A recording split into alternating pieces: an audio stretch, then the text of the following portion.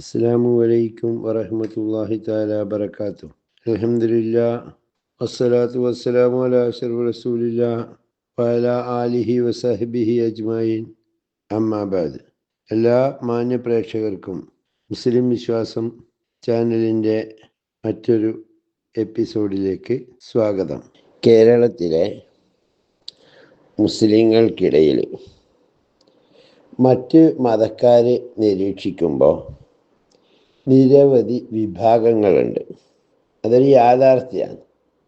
നമ്മൾ സാധാരണ പറയാറുണ്ട് മുസ്ലിങ്ങൾ ഒറ്റക്കെട്ടാണ് എന്നൊക്കെ.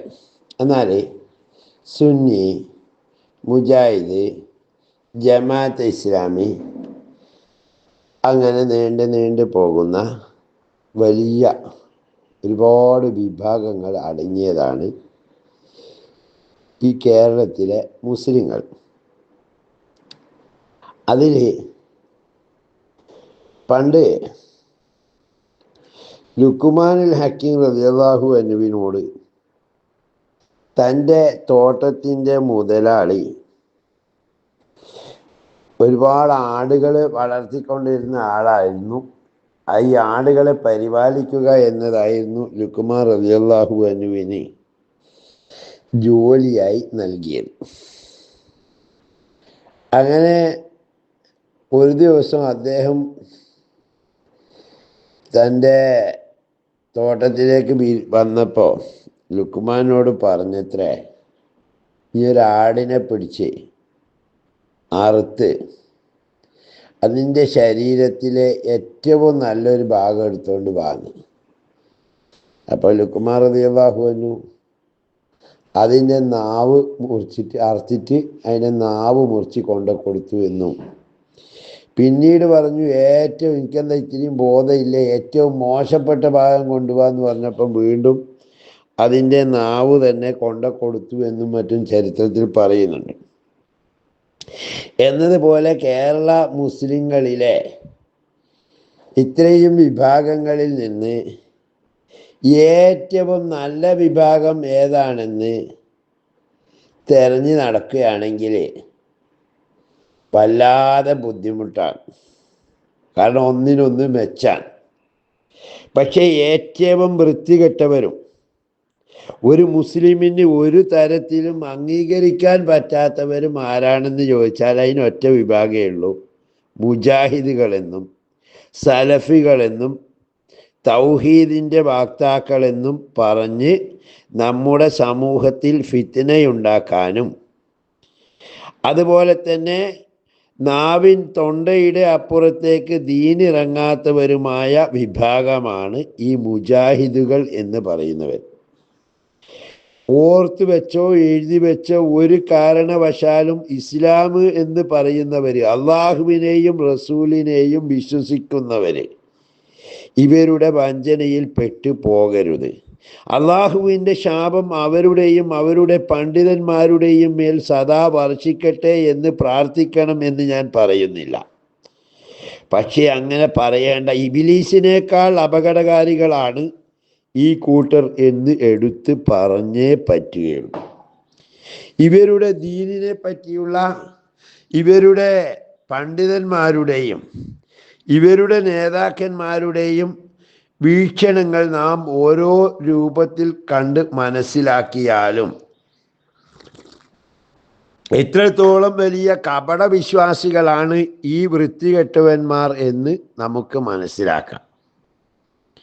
ഇത് പരിശുദ്ധ ഖുർആനിൻ്റെ അർത്ഥവും ആശയവും വിശദീകരിക്കുന്ന ഒരു പരിശുദ്ധ രൂപത്തിലുള്ള ചാനലാണ് എന്ന് ചിന്തിക്കുന്നവർ എന്തുകൊണ്ട് ഈ കൂട്ടരെ കുറിച്ചും പറയുന്നു എന്ന് ചോദിച്ചാൽ എനിക്ക് ഒറ്റ മറുപടിയേ ഉള്ളൂ.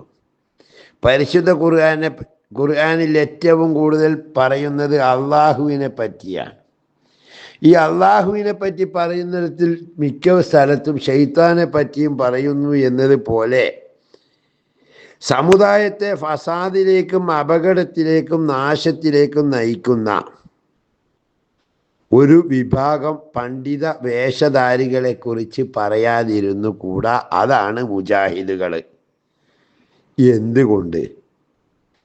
എന്തുകൊണ്ട് പറയണം? ഇവരെന്താണ് ഇവിടെ ചെയ്തത് എന്ന് ചോദിച്ചാൽ നമ്മുടെ നാടൻ ഭാഷയിൽ പറഞ്ഞാൽ ഉമ്മയെ തല്ലിയാലും രണ്ട് പാർട്ടി എന്ന രൂപത്തിൽ ഇവരുടെ അന്തസത്തയിലേക്ക് പോകുന്നതിന് മുമ്പ് തന്നെ ഇവരുടെ വേഷവും ഇവരുടെ പ്രഖ്യാപനവും രൂപവും കണ്ട് വഞ്ചിക്കപ്പെടുന്നവർക്ക് മുന്നറിയിപ്പ് നൽകുക എന്ന് മാത്രം ഉദ്ദേശിച്ചാണ് ഈ വീഡിയോ ചെയ്യുന്നത്.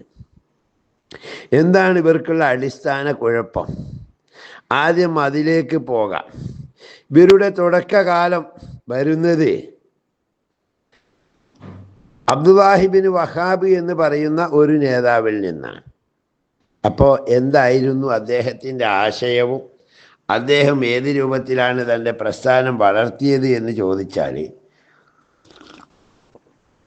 സൗദി അറേബ്യയിലെ സൗദി രാജാവ് അദ്ദേഹത്തിന് സൗദി പിടിച്ചെടുക്കണം, അതിനവിടെയുള്ള ആളുകളെ കൂട്ടക്കൊല ചെയ്യണം, അതിനൊക്കെ വേണ്ടിയിട്ട് സൗദിന് സഹായം കൊടുത്തുകൊണ്ട് തുടക്കം.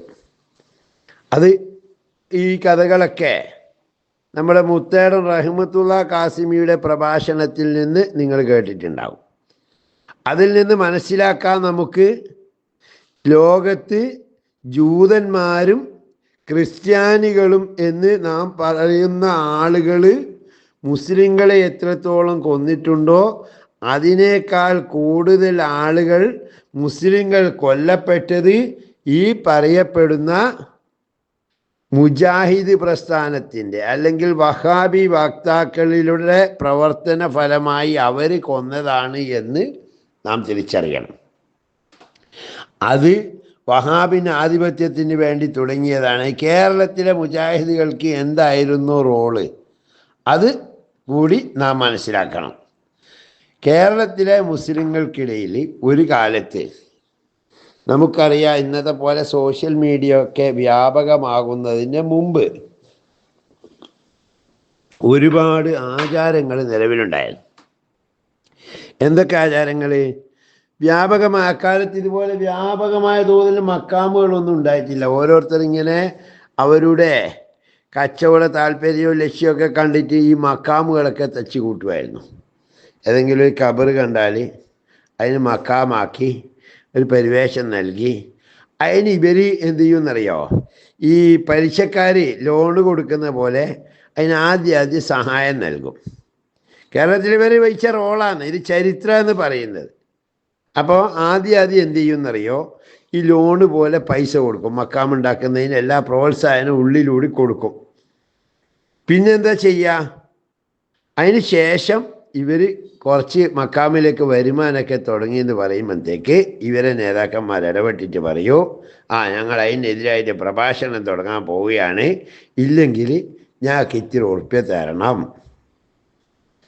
ഇത് ഒരുപാട് അനുഭവങ്ങൾ. അതുപോലെ തന്നെ അക്കാലത്തുണ്ടായത് വേറെ സംഭവം, നമ്മളെ ഇസ്മിൻ്റെ ചികിത്സ എന്ന് പറയുന്നത് അസ്മായിൻ്റെ ആൾക്കാരുണ്ടാകുമായിരുന്നു, ഓരോ മൂല്യാന്മാരും തങ്ങന്മാരൊക്കെ. അപ്പോൾ അവരെടെങ്കിലും വന്നിട്ട് ഈ ചികിത്സയൊക്കെ തുടങ്ങുമ്പോൾ അവിടുത്തെ മുജാഹിദുകൾ രഹസ്യമായിട്ട് അവരെടുത്ത് ചെല്ലും. അങ്ങനെ ഉണ്ട്, ഇവിടെ വരുമാനങ്ങളൊക്കെ ഉണ്ടോ? അത്യാവശ്യം വരുമാനം ചുറ്റുപാടുണ്ട് എന്ന് പറയുമ്പോഴത്തേക്ക് നേരെ ചെന്ന് പിന്നെ പറയും, എന്ത് ഞാൻ ഇതിനെതിരായിട്ട് ഞാൻ പ്രശ്നം തുടങ്ങുകയെന്ന്, അല്ലെ ഞാൻ നേതാക്കന്മാർക്ക് ഇത്തിര അണിയൊക്കെ ഇത്തിര ഇങ്ങനെ വീതം വെച്ച് കൊടുത്തോളണം. ബാക്കി ഭാഗങ്ങൾ അടുത്ത വീഡിയോയിൽ പ്രതീക്ഷിക്കുക ഇൻഷാ അല്ലാഹ്. വീഡിയോ സബ്സ്ക്രൈബ് ചെയ്യാൻ മറക്കരുത്. വാഖിർ ദഅ്വാനാ അൽഹംദുലില്ലാഹി റബ്ബിൽ ആലമീൻ. അസ്സലാമു അലൈക്കും വറഹ്മത്തുള്ളാഹി വബറകാതുഹു.